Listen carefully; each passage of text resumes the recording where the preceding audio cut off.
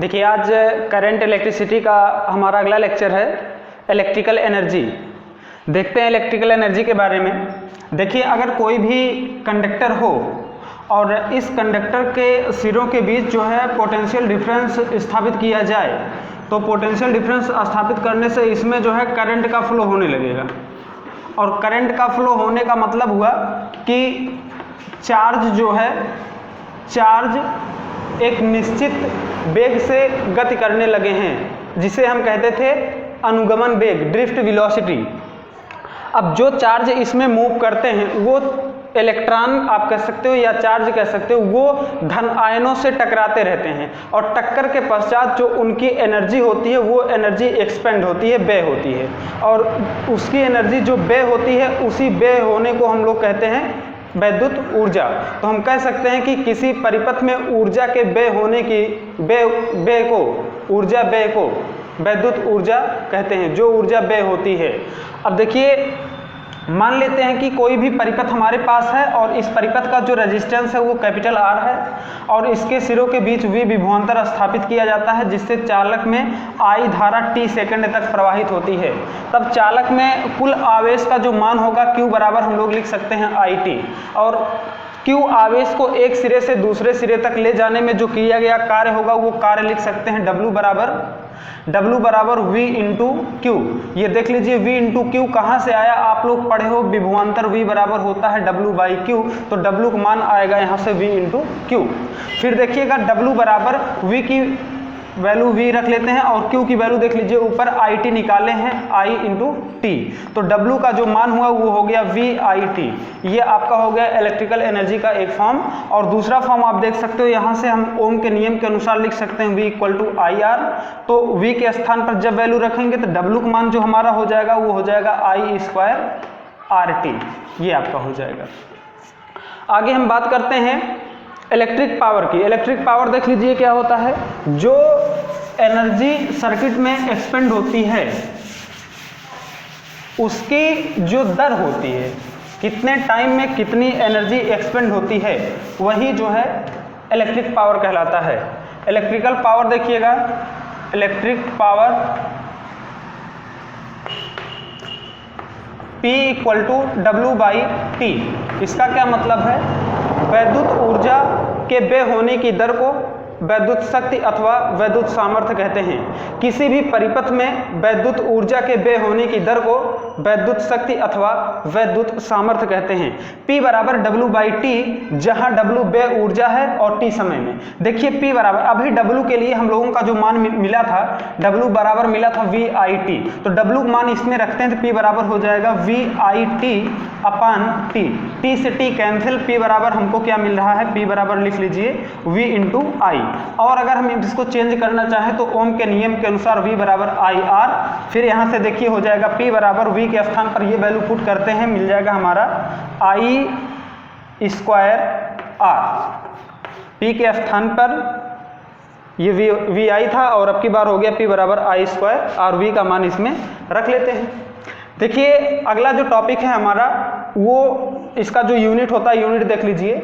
Unit इसका होता है वाट अथवा जूल पर सेकंड। और अभी हम इलेक्ट्रिकल एनर्जी की बात किए थे तो उस एनर्जी की यूनिट जो होती है वो जूल। लेकिन जो हमारा सर्किट होता है, जैसे छोटे सर्किट के लिए तो हम जूल का यूज करते हैं, लेकिन घरों में, दुकानों पर, कारखानों के लिए जो इलेक्ट्रिकल एनर्जी का यूनिट लिया जाता है वो एक विशेष यूनिट लिया जाता है, जिसे हम कहते हैं किलोवाट घंटा।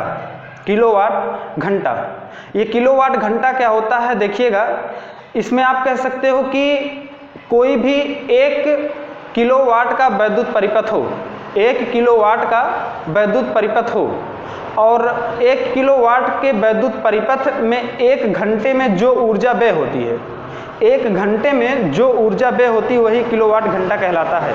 हम लोग कह सकते हैं 1 किलोवाट घंटा बराबर 1 किलोवाट घंटा बराबर 1 किलोवाट गुणे 1 घंटा। 1 किलोवाट गुणे 1 घंटा। 1 किलोवाट का मतलब कितना हुआ, 1000 वाट, और 1 घंटा का मतलब कितना सेकंड हुआ, 60 गुणे 60। तो यहाँ पर 60 गुणे 60 करेंगे आएगा 3600 गुणे 1000 का मतलब 10 की घात 3, और यहाँ से देख लीजिए हो गया 3.6 गुणे 10 की घात 3 यहाँ 3 यहाँ 10 की घात 6, और ये आपका किस में अब मिल जा रहा है यहाँ पर, ये किलोवाट, तो वाट सेकंड में ये हो गया, और ये भी वाट सेकंड में, ये भी वाट सेकंड में, और वाट सेकंड ही बराबर होता है 1 जूल के, क्योंकि P बराबर W/T। P का यूनिट जो होता है वो होता है वाट, W का यूनिट होता है जूल, और T का यूनिट होता है सेकंड।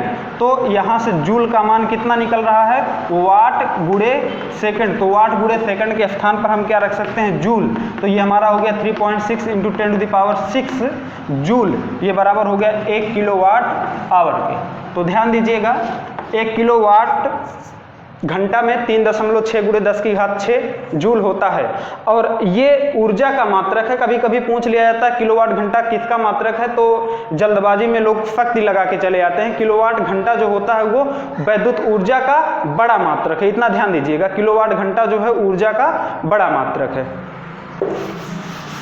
आगे देखिए हम लोग बात कर लेते हैं कार्बन रेजिस्टेंस की। कार्बन रेजिस्टेंस क्या होता है, देखिएगा इसमें रेजिस्टेंस, देखिए कार्बन रेजिस्टेंस के बारे में पहले आप देख लीजिएगा कि कोई भी परिपथ होता है तो उसमें जो प्रतिरोध लगाए जाते हैं, कुछ परिपथ में बहुत कम प्रतिरोध की आवश्यकता होती है और कुछ में अधिक प्रतिरोध की आवश्यकता होती है। तो प्रतिरोध मुख्यतः जो होते हैं आप कह सकते हो 2 प्रकार से बनाए जाते हैं। एक आपका होता है तार आबद्ध प्रतिरोध और एक होता है कार्बन प्रतिरोध।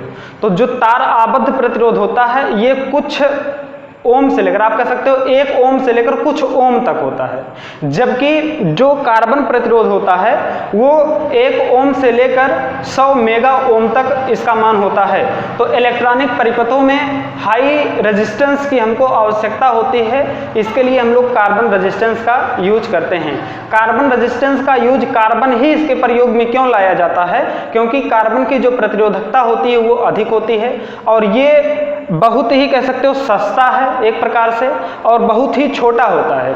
इसके लिए देख लीजिए क्या होता है कि कुछ इस तरह से आप इलेक्ट्रॉनिक्स डिवाइस में देखे होंगे, इसमें देखिए 4 रिंग कुछ इस तरह से बनाया जाता है, और ये जो चारों रिंगें होती हैं इस पे अलग अलग कलर होता है, अलग अलग कलर क्यों होता है, और एक चौथा कलर यहाँ पर हम बना दे रहे हैं, चौथा रिंग यहाँ पर बना दे रहे हैं। ये जो रिंग दिखाई गई हैं इनका कलर होता है, कुछ ना कुछ कलर दिया जाता है। एक चीज और ध्यान दीजिए, कलर क्यों होता है, क्योंकि ये इतना सूक्ष्म होता है कि इस पर ये कितने प्रतिरोध का है ये लिखना कठिन होता है, तो उसके लिए इस पर कलर शो कर दिया जाता है, और हर कलर का अपना कोड होता है, और उसी कोड से हम लोग निकाल सकते हैं कि इसकी रेजिस्टेंस कितनी है, उसका रजिस्टर निकाल सकते हैं, प्रतिरोध ज्ञात कर सकते हैं।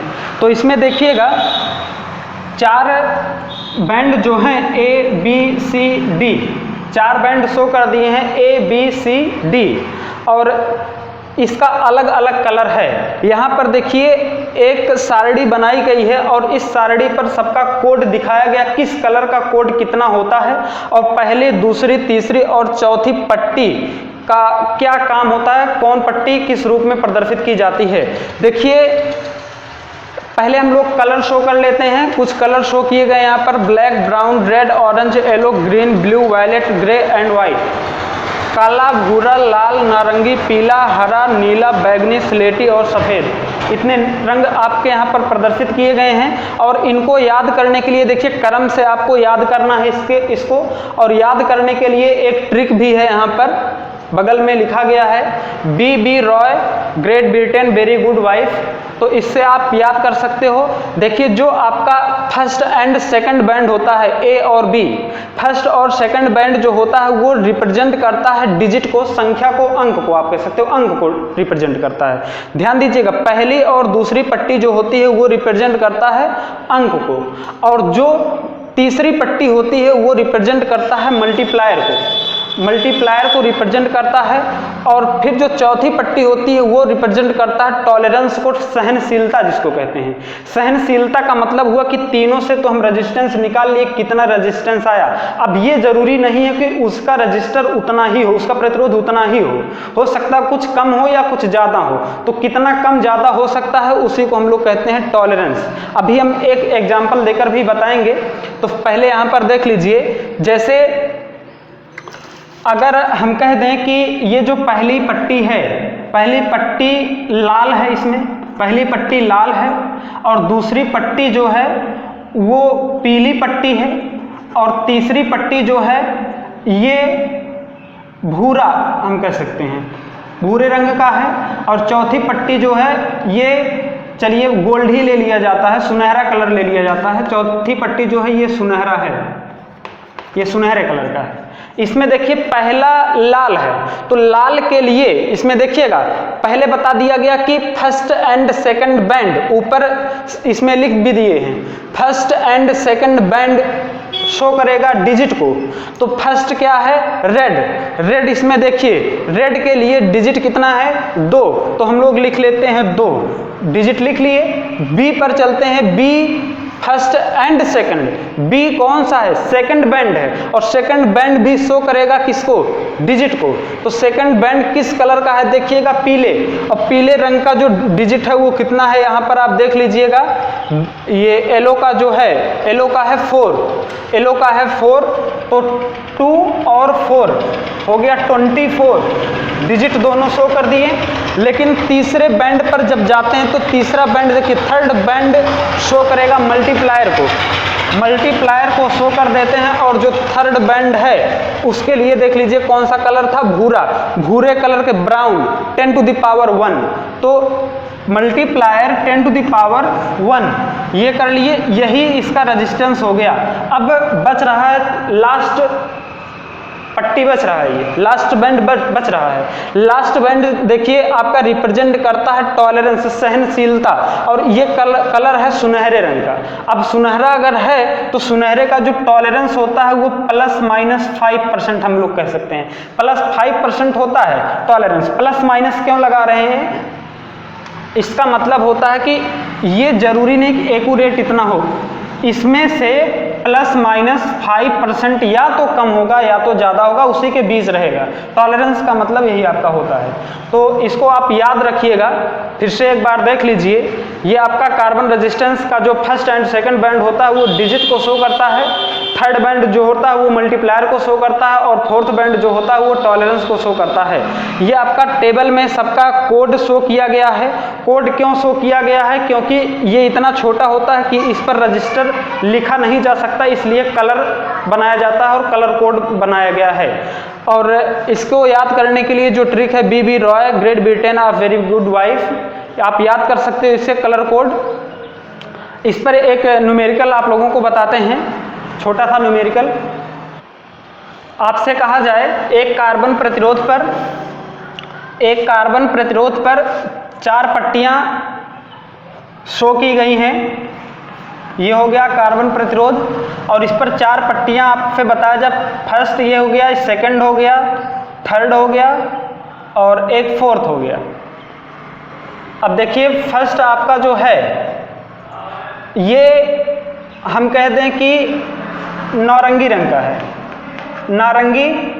सेकंड आपसे कह दिया जाए हरा, और थर्ड जो आपका है ये कलर आपका दिया गया है लाल, और फोर्थ आपका जो है ये दे दिया गया सिल्वर। और आपसे पूछा गया कि इसका प्रतिरोध ज्ञात कीजिए।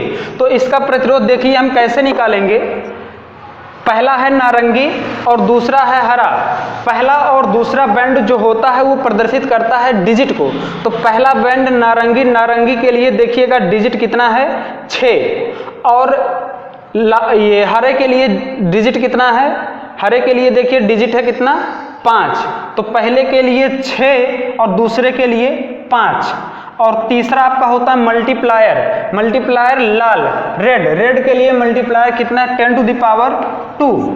और प्लस माइनस टॉलरेंस, फेल्योर की टॉलरेंस कितनी होती है 10%, प्लस माइनस 10% हम लोग कह सकते हैं, यही इसका हो जाएगा प्रतिरोध। 65 गुणे 10 की घात 2 प्लस माइनस 10% के फॉर्म में ये आपका हो गया। 10% यहाँ आप चाहो तो शो कर सकते हो। इसी तरह से आपका ये क्वेश्चन दिया जाता है, एग्जाम में भी पूछा जा सकता है क्वेश्चन, आप लोग सॉल्व कीजिएगा। ये पूरा चैप्टर आपका समाप्त हो गया है। आप न्यूमेरिकल सॉल्व कीजिएगा, अगर कहीं पे कोई समस्या होगी तो उसका समाधान किया जाएगा। Thank you so much.